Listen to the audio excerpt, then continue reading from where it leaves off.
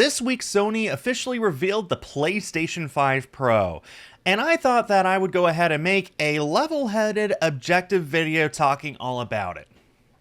What were they thinking? $699 for this thing. $700. That's more than what the PlayStation 3 cost. And at least when the PlayStation 3 came out, it could justify its high cost by claiming to be the cheapest Blu-ray player on the market. The PS5 Pro doesn't even have a disc drive. So if you're someone like me and most of your library is physical games instead of digital, then you're going to have to drop even more money on a disc drive.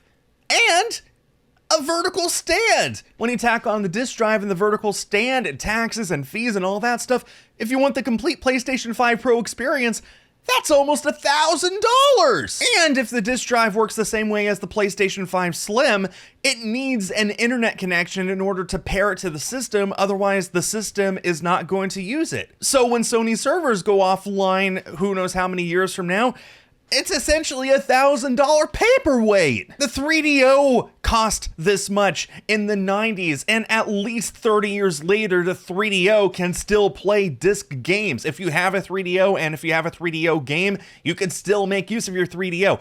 In the year 2054, when the PlayStation 5 servers are long since offline, the PS5 Pro will be as useful as a brick. Okay, maybe I'm being a little too harsh on this thing. Let's go ahead and sit back and actually take a look at the PlayStation 5 Pro itself. What actually sets it apart?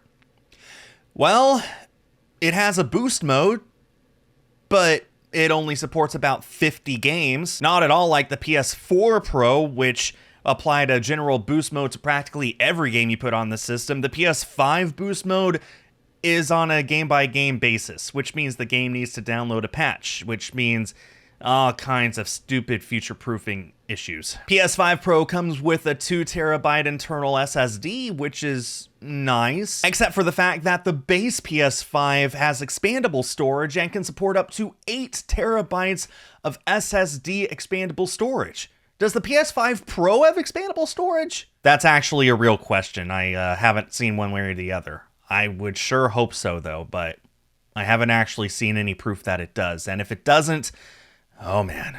The PlayStation 5 Pro has a better GPU, so it'll be able to render games at a slightly higher resolution, and you'll be able to get maybe an extra 3 frames per second out of the latest Horizon game. Oh, and let's not forget the big feature that everyone in the tech world is going to be talking about. The PlayStation 5 Pro has AI upscaling. I hate to tell you this, but all upscaling has always been AI. That's the only way that a television can display a signal when it takes a non-native input resolution. But AI is all the rage these days, and they have to throw it in there somewhere. You wouldn't expect to drop $1,000 on a machine these days without some form of AI as part of the marketing, would you? I mean, don't be silly. AI sucks. But the design of the console is nice. It is a pleasant looking console. 8 out of 10. So, who exactly is this console for? Seriously.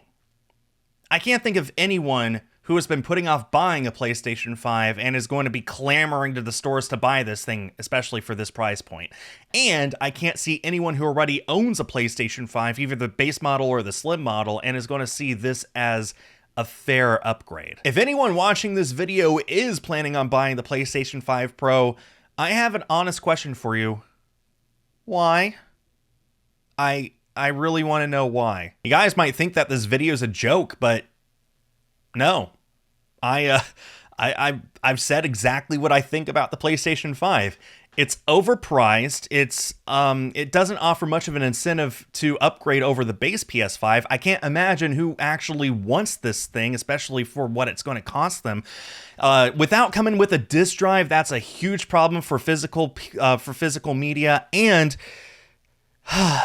it just feels like it can't justify its own existence. It feels like the PlayStation 5 Pro exists solely because Sony wants a PlayStation 5 Pro to exist.